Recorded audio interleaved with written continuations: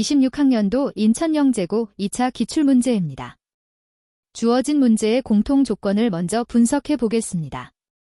조건가를 보면 자연수 n이 다음과 같이 주어져 있습니다. 여기서 10을 공통인수로 묶어내면 n은 10 곱하기 100p 더하기 10q 더하기 r이 됩니다. 괄호 안에 식을 세 자리 자연수 k라고 두면 n은 2 곱하기 5 곱하기 k로 간단히 표현할 수 있습니다. 이제 조건나를 볼까요? n을 소인수분해 했을 때 서로 다른 소인수의 개수가 딱 3개라고 했습니다. n은 이미 2와 5를 소인수로 가지고 있죠. 따라서 자연수 k는 2와 5를 제외한 단 하나의 소수만을 새로운 소인수로 가져야 합니다. 이를 바탕으로 1번 문항 n의 최소값을 구해봅시다. n이 최소가 되려면 당연히 k가 가장 작은 세 자리 수여야 합니다. 조건에서 p, q, r은 한 자리 자연수이고 p가 가장 크고 r이 가장 작다고 했으므로 만들 수 있는 가장 작은 조합은 p가 3, q가 2, r이 1인 321입니다. 하지만 k가 321일 때 소인수분해를 해보면 3 곱하기 107이 됩니다. 이렇게 되면 n의 소인수가 2, 5, 3, 107로 총 4개가 되어 조건나를 만족하지 못합니다. 그럼 두 번째로 작은 조합인 421을 확인해 볼까요? 421은 그 자체로 소수입니다. 따라서 n의 소인수는 2, 421 딱 3개가 되어 모든 조건을 만족합니다. 정답이 나왔네요. 1번 문항 n의 최소값은 4210입니다. 이제 배점 10점짜리 2번 문항입니다. p 더하기 q 더하기 r이 10일 때 조건을 만족하는 n의 값을 모두 구해야 합니다. 앞서 p가 가장 크고 r이 가장 작다고 했으므로 합이 10이 되는 세 자연수의 조합을 찾아봅시다. 가장 작은 수인 r이 1일 때 남은 두 수의 합은 9이므로 가능한 조합은 7과 2, 6과 3, 5와 4입니다. r이 2일 때는 남은 합이 8이므로 5와 3밖에 없죠. 따라서 우리가 확인해야 할 k의 값은 721, 631, 541, 532 이렇게 총 4가지입니다. 이 4개의 수 중에서 조건나, 즉 소인수가 3개인 것을 찾아야 합니다. 먼저 k가 721인 경우를 볼까요? 721은 7 곱하기 103입니다. 이렇게 되면 n의 소인수가 2, 5, 7, 103으로 총 4개가 되어 탈락입니다. 다음으로 k가 532인 경우 짝수이므로 2로 나누어 소인수분해 해보면 2의 제곱 곱하기 7 곱하기 19가 됩니다. 이 역시 새로운 소인수 7과 19가 추가되어 소인수가 4개가 되므로 탈락입니다. 그렇다면 남은 건 631과 541이네요. 이 두 수는 2, 3, 5, 7 등으로 직접 나누어 보아도 더 이상 쪼개지지 않는 소수임을 알 수 있습니다. 즉, k가 631일 때와 541일 때 n의 소인수는 각각 2, 5, 631 그리고 2, 5, 541로 딱 3개가 되어 조건을 완벽하게 만족합니다. 따라서 정답은 이 k의 값들의 10을 곱한 6310과 5410 이 두 가지가 됩니다.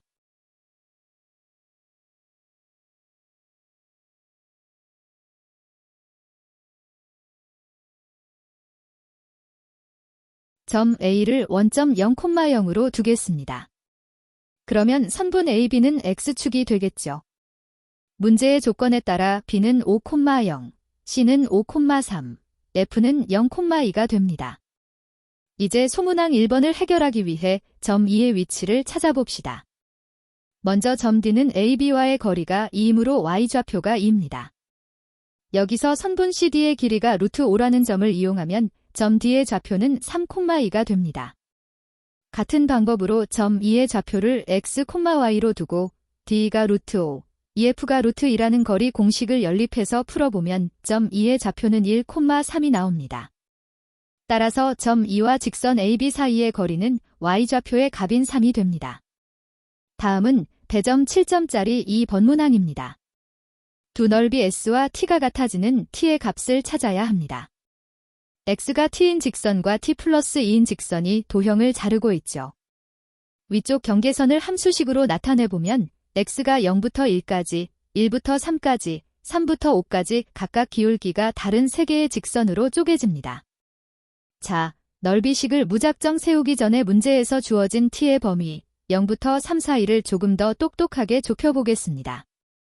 만약 t가 딱 1이라고 가정해볼까요? 왼쪽 넓이 s는 x가 0부터 1까지인 사다리꼴 하나의 넓이이므로 계산해보면 2.5가 나옵니다. 이때 우측의 기준선인 t 플러스 2는 3이 되죠. 즉, 오른쪽 넓이 t는 x가 3부터 5까지인 사다리꼴의 넓이가 되어 계산하면 5가 됩니다. t가 1일 때는 s가 2.5, t가 5이므로 두 넓이가 같지 않고 t가 더 크네요. 당연히 t가 커질수록 기준선들이 오른쪽으로 이동하니까 왼쪽 넓이 s는 커지고 오른쪽 넓이 t는 작아지겠죠. 따라서 s와 t가 같아지려면 t는 반드시 1보다 더 커야만 합니다. 결국 우리는 0부터 3 사이 전체를 복잡하게 다 따질 필요 없이 t가 1보다 크고 3보다 작은 구간에 있다는 확신을 가지고 접근하면 됩니다. 영재고 기출문제에서는 이렇게 계산을 시작하기 전에 범위를 좁히는 직관이 아주 중요합니다. 이제 범위를 알았으니 사다리꼴의 넓이 공식을 이용해 식을 세워봅시다. 먼저 왼쪽 넓이 s는 x가 0부터 1까지인 첫 번째 사다리꼴 넓이에 x가 1부터 t까지인 두 번째 사다리꼴 넓이를 더해주면 됩니다.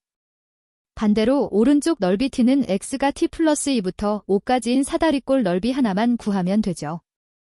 각 사다리꼴의 윗변과 아랫변 길이는 구해둔 1차 함수식에 x좌표를 대입해서 구합니다. 이렇게 구한 s와 t가 같다고 방정식을 세워보면 아주 다행히도 복잡한 2차 항이 양변에서 똑같이 지워지면서 깔끔한 1차 방정식이 됩니다. 이 식을 풀면 우리가 찾는 실수 t의 값은 2분의 3이 됩니다. 소문항 3번입니다. 이번에는 왼쪽 도형의 넓이 s가 36분의 125가 되는 실수 t의 값을 구해야 합니다. 여기서 굳이 사다리꼴 넓이를 처음부터 다시 구할 필요가 없겠죠? 우리는 이미 앞선 이번 문항에서 넓이 s에 대한 식을 완벽하게 구해두었습니다. t가 1과 3 사이일 때 넓이 s는 마이너스 4분의 1t제곱 플러스 2분의 7t 마이너스 4분의 3이었습니다. 이 2차식이 36분의 125와 같다고 바로 놓아버리면 됩니다. 계산을 편하게 하기 위해 양변에 36을 곱해서 분모를 깔끔하게 날려주겠습니다. 식을 한쪽으로 넘겨서 정리하면 9t 제곱 마이너스 126t 플러스 152는 0이라는 2차 방정식이 등장합니다. 숫자가 커서 인수분해가 한눈에 안 보일 때는 당황하지 말고 짝수 근의 공식을 쓰면 됩니다. 근의 공식으로 계산해보면 t는 3분의 38 또는 3분의 4가 나옵니다. 이때 조건에서 t는 3보다 작아야 하므로 12가 넘는 3분의 38은 탈락이겠죠. 따라서 3번 문항의 최종 정답은 3분의 4가 됩니다. 앞선 결과를 활용하니 풀이가 훨씬 명쾌해졌네요.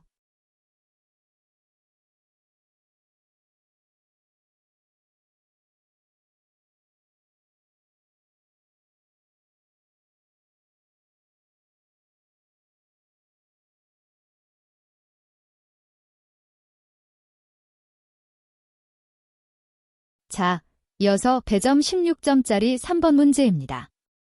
규칙이 복잡해 보이지만 핵심은 간단합니다. 모든 칸에 0이 적히지 않으려면 이웃한 칸에 적히는 숫자의 절대값 차이가 1이 되면 안 됩니다. 즉, 연속된 숫자를 뽑으면 안 된다는 뜻이죠. 1번 문항 a가 1일 때를 보겠습니다. 첫 숫자 a가 1이므로 두 번째 숫자 b는 1과 연속된 2가 될 수 없습니다. 마찬가지로 마지막 숫자 d 역시 a인 1과 연속되면 안 되므로 2가 될 수 없죠.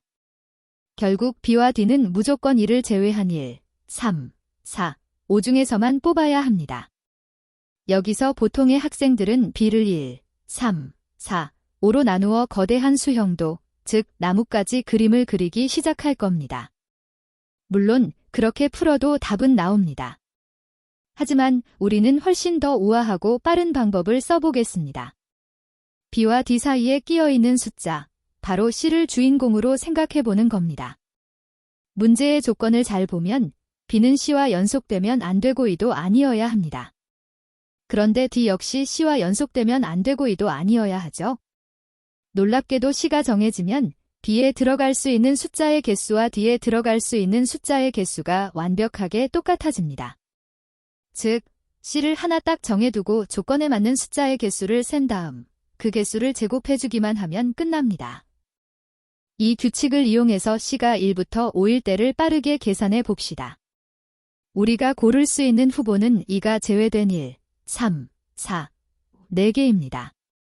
먼저 C가 1일 때 연속된 1을 제외해야 하는데 이미 후보에 2가 없죠? 따라서 1, 3, 4, 4개 모두 가능합니다. B도 4개, D도 4개니까 4의 제곱 16가지가 나옵니다. C가 2일 때는 연속된 1과 3을 빼야 하므로 남은 건 4와 2개뿐입니다. 2의 제곱 4가지네요.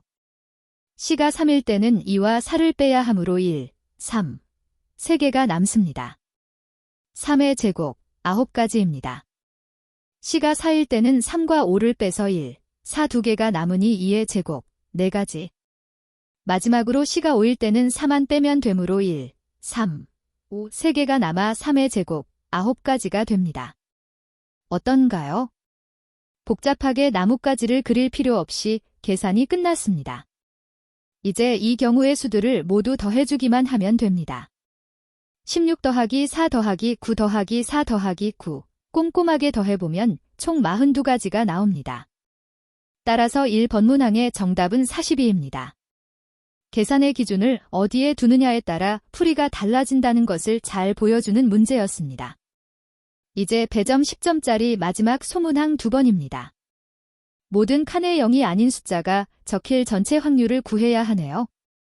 0을 4번 뽑으니까 전체 경우의 수는 5를 4번 곱한 625가지입니다. 자, 그렇다면 A가 1일 때부터 5일 때까지 방금 했던 계산을 5번이나 반복해야 할까요? 절대 아니죠. 우리에겐 대칭성이라는 강력한 무기가 있습니다. 맨 끝 숫자인 1에서 출발하는 경우와 반대쪽 끝인 5에서 출발하는 경우는 구조적으로 완벽하게 똑같습니다. 즉, A가 5일 때의 경우의 수도 방금 구한 42가지와 같습니다. 마찬가지로 A가 2일 때와 4일 때의 경우의 수도 똑같이 나오겠죠? 결국 우리는 A가 2일 때와 딱 가운데 있는 3일 때 이 2가지만 추가로 구해주면 끝납니다. 그럼 A가 2일 때를 1번문항과 똑같은 방법으로 풀어보죠. 이번엔 B와 D가 A인 2와 연속되면 안 되니까 1과 3을 제외한 2, 4, 5 중에서만 고를 수 있습니다. 자, C를 기준으로 가볼까요? C가 1이면 2를 제외해야 하니 남은 건 4, 5 2개죠? 2의 제곱 4가지. C가 2면 1과 3을 제외해야 하는데 후보에 없으니 4, 3개 모두 가능합니다. 3의 제곱 9가지. C가 3이면 2와 4를 제외하니 5 딱 하나 남네요. 1의 제곱 1가지. C가 4면 3과 5를 제외하니 2와 4 2개 2의 제곱 4가지. C가 5면 4와 6을 제외하니 2와 5 2개 2의 제곱 4가지. 모두 더하면 4 더하기 9 더하기 1 더하기 4 더하기 4, 총 22가지가 나옵니다. 자연스럽게 A가 4일 때도 22가지가 되겠죠? 마지막으로 정가운데 숫자, A가 3일 때입니다. B와 D는 3과 연속된 2와 4를 제외한 1, 3, 5 중에서만 고를 수 있습니다. 바로 C를 기준으로 세어볼까요? C가 1이면 1, 3, 5 모두 가능. 3의 제곱 9가지. C가 2면 1과 3 제외하니 5 하나. 1의 제곱 1가지. C가 3이면 2와 4를 제외하니 1, 3, 5 모두 가능. 3의 제곱 9가지. C가 4면 3과 5 제외하니 1 하나. 1의 제곱 1가지. C가 5면 1, 3, 5 모두 가능. 3의 제곱 9가지. 이것들을 싹 더하면 9 더하기 1 더하기 9 더하기 1 더하기 9, 총 29가지가 나옵니다. 드디어 퍼즐이 모두 맞춰졌습니다. 전체 경우의 수를 쫙 더해봅시다. A가 1과 5일 때 각각 42가지, A가 2와 4일 때 각각 22가지, 그리고 A가 3일 때 29가지. 이 숫자들을 모두 합치면 우리가 찾는 조건에 맞는 경우의 수는 총 157가지가 됩니다. 따라서 최종 정답은 전체 625분의 157입니다. 약분이 안 되니 이게 끝이네요. 복잡해 보이는 확률 문제도 기준을 잘 세우고 대칭성을 활용하면 이렇게 계산 실수를 줄이면서 깔끔하게 풀 수 있습니다. 이어서 4번 문제입니다. 규칙, 가, 와, 나, 가 무척 길게 적혀 있는데 이 복잡한 문장들을 하나로 번역하면 허무할 정도로 간단해집니다. 처음에 검은색이 나와도 1점, 흰색 다음에 검은색으로 바뀔 때도 1점이죠. 즉, 이 규칙은 검은색 구슬이 연속해서 뭉쳐있는 덩어리의 개수가 곧 점수다 라는 뜻입니다. 3점을 얻는다는 건 총 7번의 뽑기 중에서 검은색 덩어리가 정확히 3개 만들어져야 한다는 의미죠. 이 원리 하나면 모든 게 해결됩니다. 1번 문항부터 봅시다. 검은색 4개, 흰색 3개로 3개의 검은색 덩어리를 만들어야 합니다. 첫째, 검은색 구슬 4개를 일렬로 놓으면 그 사이에 3개의 빈틈이 생깁니다. 이 중 두 곳에 칸막이를 치면 세 덩어리로 나뉘게 되죠. 즉, 3C이 3가지입니다. 둘째, 이 세 덩어리들 사이사이에 흰색 구슬을 꽂아 넣어야 합니다. 덩어리 사이 공간 두 곳에 무조건 흰색을 1개씩 넣어두면 이제 흰색 구슬 1개가 남습니다. 이 남은 1개를 4곳의 틈 중 아무데나 넣으면 되니까 사실 4가지죠. 따라서 3 곱하기 4는 12, 즉 조건을 만족하는 기본 경로는 총 12가지가 나옵니다. 자, 이제 이 12가지 경로 중에서 지나가면 안 되는 점R과 점S를 지나는 녀석들을 솎아내면 됩니다. 화면을 보실까요? 먼저 점R을 지나는 검흰 출발 경로들이 지워집니다.